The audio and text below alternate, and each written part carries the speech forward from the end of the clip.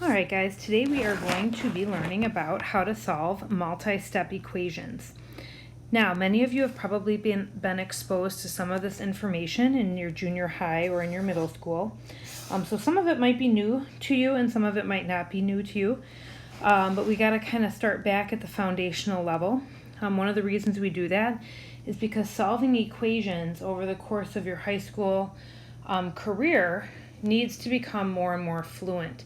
So when we talk about fluency, that means that you want to be able to do the problem quickly and efficiently.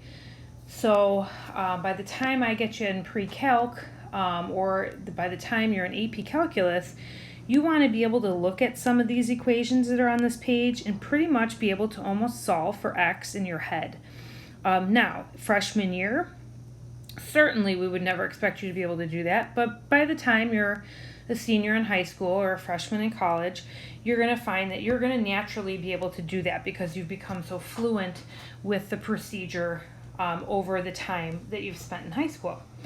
All right, I've listed out a series of steps for you to copy down in your spiral notebook, and these steps will allow you to solve any equation you have, regardless of how many steps are in the equation or regardless of whether or not you have variables on both sides. So the first thing you're going to do is distribute. Now, you're going to distribute whenever you see parentheses in the problem, and sometimes you might see square brackets or squiggly brackets, or a combination of the three. But whenever you see those, you want to distribute everything out. The second thing you would then do is clear any fractions you have. Now, if you take a look at number 4, for example, just kind of previewing it, right? In this particular problem, you have a fraction, but we would normally have you actually distribute that 4/5 before you clear out the fraction, because often when you distribute, things clear out naturally on their own. After you've cleared fractions then, the third thing you'll do is combine any like terms that you have that are on the same side of the equation. So sometimes you're going to get equations where you have more than one x on the left-hand side, or a series of constants on a particular side of an equation, and you'll want to combine those first before you move on in solving. After you have that kind of condensed, then the next thing you'll do is add or subtract to get the variable term by itself. So in that case, you're going to add or subtract some numbers just to get that variable piece by itself, that part with x by itself. And then at that point, the last thing you need to do is divide. Now, a lot of you might be thinking, well, I've multiplied sometimes in the last step. If you're multiplying in the last step, then that means you still have fractions in your problem. So if you clear the fractions early on, then that last thing you'll do is divide. And then the beauty of mathematics is that you can always check your solution. It's one of the things I love most about solving equations and inequalities. We can always take our value for x, we can plug it back into the equation to see if it actually works. So we kind of get that instant gratification piece right at the end of the problem by determining if we did it right or wrong right away. All right, so let's take a look at this first example. Copy it down in your spiral notebook. We have example 1 today, which is x minus 4 equals negative 12. And our task is to solve for x. Now, looking at the problem, we can easily see there's no parentheses, there's no fractions, so we don't have to worry about those steps. We only have a variable, a constant on the left-hand side, and then another constant on the right-hand side. So to get the x by itself, we need to get rid of the minus 4. Now, you've probably heard teachers in the past talk about inverse operations.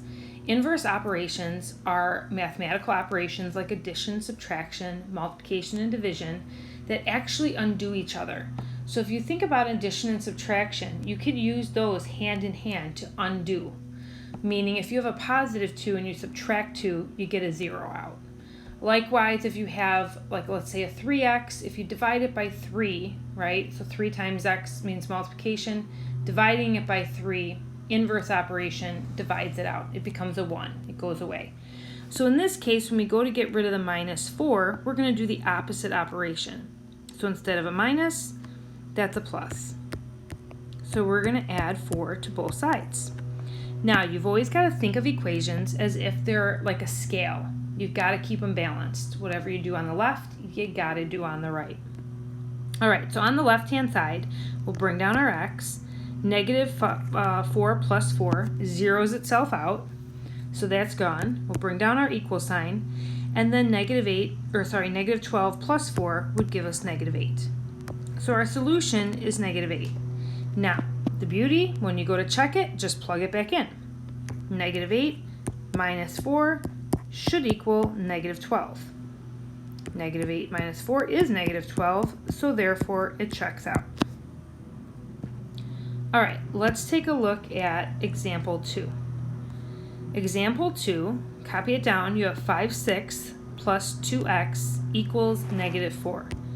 This is an example of what we call a two-step equation because there's going to be 2 steps we take in order to get the x by itself. Now, our variable term is 2x. The term that's on the same side of the equal sign as that is 5/6. Now, there's no sign in front of 5/6, therefore it implies it's positive. The other thing too, in this case, we have 5/6, which is a fraction, right? So we can easily clear the fractions in this case, which would give us all integers, which would make it easier to work with, right? Because if you kind of look ahead in the problem, if you subtract 5/6 from both sides, now you've got fractions that you're going to have to work with. A lot of times people tend to make more mistakes when we have fractions than if we just have integers. So in order to clear fractions, what you do is you take a look at all the fractions in the problem. In this case, we only have the 5/6, and you multiply through by the common denominator. Now in this case, there's only one common denominator, and that is 6, right? Because there's only one term that has a fraction. So we're going to multiply everything by 6. All right, so when we take 6 times 5/6, the 6's divide out. Now off on the side, I'm going to show you why that happens. 6 is a fraction, is 6/1. When you multiply by 5/6, the 6's would actually cross-reduce out. So that would divide out, leaving you with just plain old 5. Then 6 times 2x is 12x. And 6 times negative 4 is negative 24. All right, now we're at an equation that looks similar to the one we saw in number 1. So at this point, to get our 12x by itself, right, we will subtract 5 from both sides. We'll bring down the 12x, and negative 24 minus 5 is negative 29. And when we divide by 12, we get this nasty looking fraction. Now, I want to remind you that in math, right, math is normally done in an applied setting, meaning it's in a real world setting. In this case, math doesn't work out nice in the real world, right? You're going to get nasty looking fractions from time to time. Things don't just work out where you get nice clean numbers. So very often you're going to see this, but just have faith in your mathematical skills, and then just double check that the answer is indeed reduced.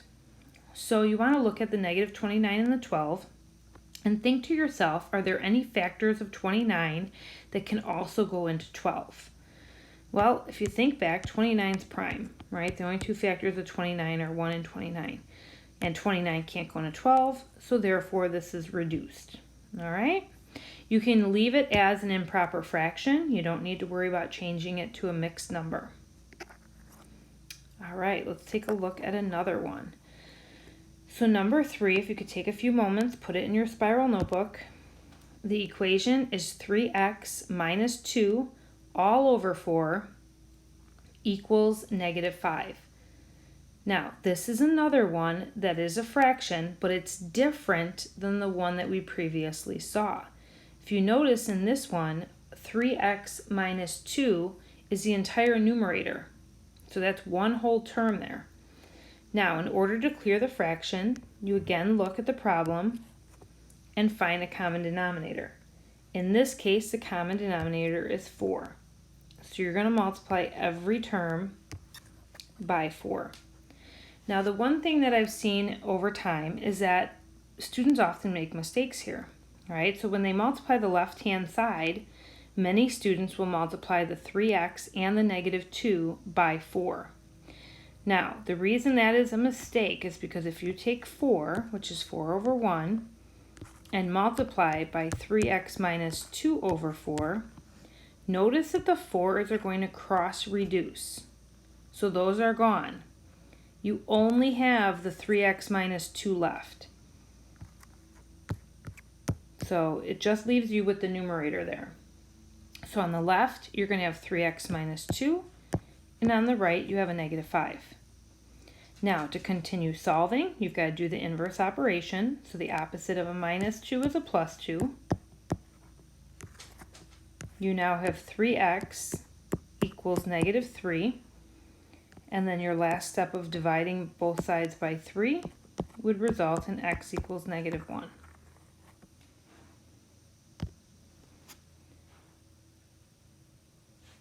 All right, if you take a look at number 4, we have 4/5 times the quantity of x minus 10 equals 7. Now, this is the first problem in which we've encountered parentheses. This is where we now need to start with distributing. So that means we need to take our 4/5 and multiply it by each thing in the parentheses on the left-hand side. We want to get rid of those grouping symbols. 4/5 times x will give us 4/5 x. Then 4/5 times negative 5 would give you negative 40 over 5, which is negative 8, and that equals 7. Now, I'm going to show you a little trick of mine that I've used in the past. When I take 4/5 times negative 10, I take a look at this denominator of 5, and I ask myself, how many times does it go into 10 evenly? And that goes in 2 times. Then I take the 2 times the 4, and that gives me the 8. So it's kind of a little trick. It's kind of helpful because it breaks things down a little bit easier. And basically what that is actually getting at is the fact that if you take 4/5 times 10, which would be 10 over 1, you can cross-reduce the 5 with the 10. That leaves you with 2, and then 2 times 4 gives you the 8. All right, now at this point, if you look, we have a fraction, right? We have 4/5. We want to get rid of it. So think to yourself, what's our common denominator we'll multiply through by? In this case, it's 5. So you're going to multiply every single term by 5. So 5 times 4/5 will give you 4x. 5 times negative 8 is negative 40. And 5 times 7 is 35.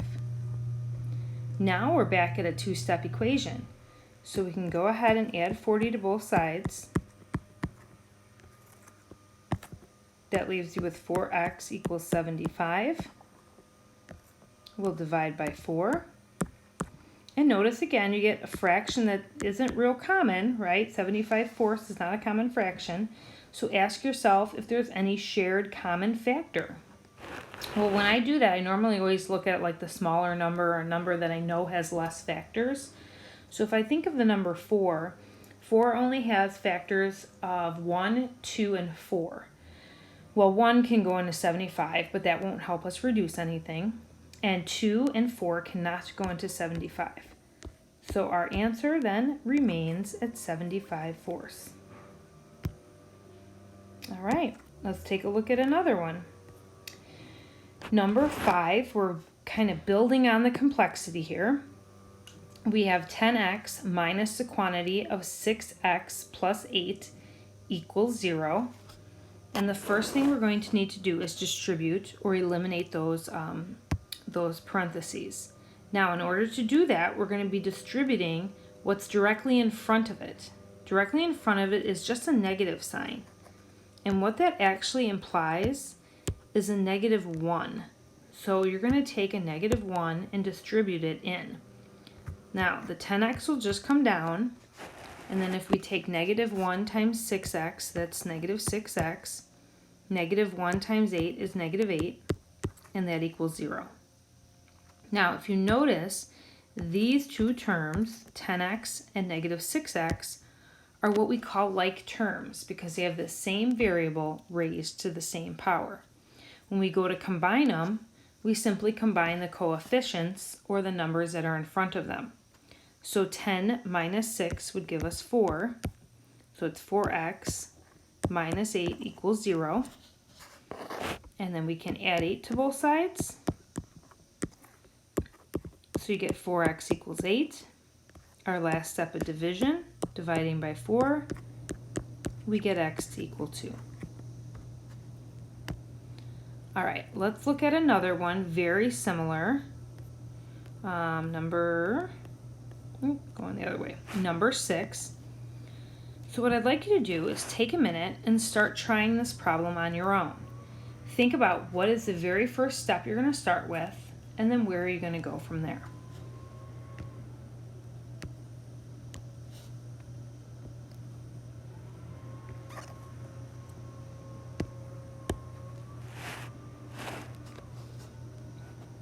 Now, hopefully you've identified the fact that you need to get rid of those parentheses by distributing. So you'll distribute the negative 2, the 8x comes down. When you distribute, you should get negative 2x and a positive 6. Now, in this particular problem, that is exactly where the most common error would occur. You've got to keep in mind you're taking a negative 2 times a negative 3, which would result in a positive value. Now, we have like terms to combine. So 8x minus 2x is 6x, plus 6 equals negative 18. Then hopefully you subtracted the 6 from both sides to get 6x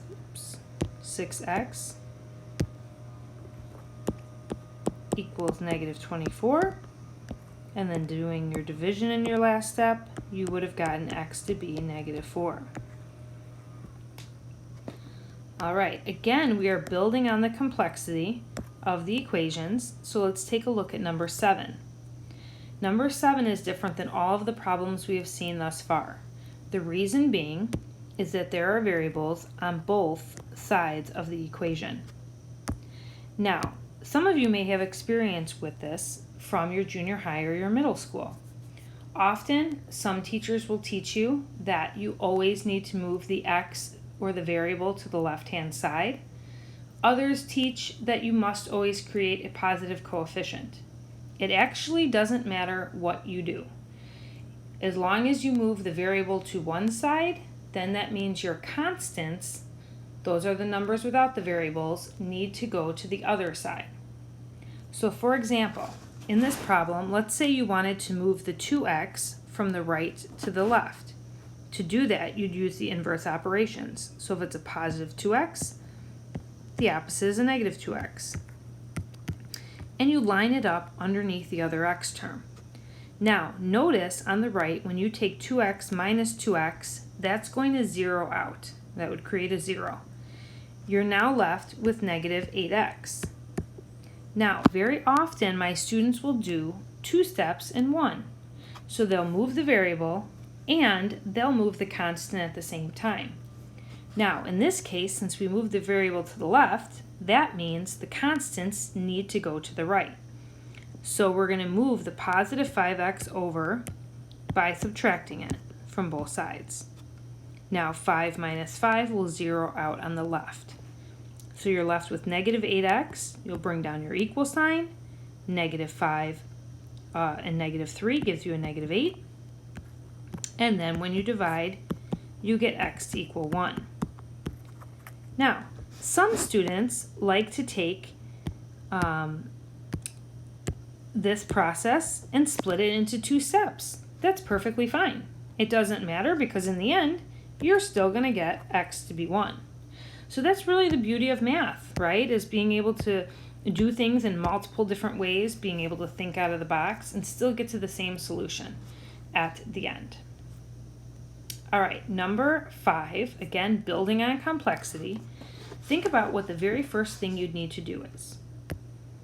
Hopefully at this point you're looking at the equation and you're saying, oh, I got to get rid of those parentheses. So let's bring the 5 minus 2x down, and we'll get rid of the parentheses by distributing the 2. That'll give you a 2x plus 16. Now, at this point, the problem looks a lot like number 7. You've got variables on both sides. Now in this one, I'm going to try to create a positive coefficient of x. So in order to do that, I'm going to take the negative 2x that's on the left-hand side, and I'm going to add it to both sides. So the x's will eliminate from the left, which means I need to move my constants to the left. So my plus 16, I'll subtract from both sides. So basically, on both sides of the equation, one thing zeroes out on each side. So 5 minus 16 is negative 11. That equals 2x plus 2x, which is 4x. And then to finish up, we divide by 4. Now this is one again where we don't get a real pretty fraction, but notice that 4 cannot go into 11 evenly, nor do any of its factors go into 11 evenly. So therefore, our answer will remain as x equals negative 11 fourths. All right, you've completed the notes section for today. So what you'll want to do is log into Google Classroom and double check what the homework assignments are, or the assignments that you need to complete for today are. We ask that you complete those by 11 a.m. and we will join together again at 11:30 a.m. on Zoom or on Google Meets in order to go over any questions that you have and to do some final review activities. You will be continuing with equation solving tomorrow as well, and you'll be building on these equations, working with some more complex ones. All right, look forward to seeing you soon.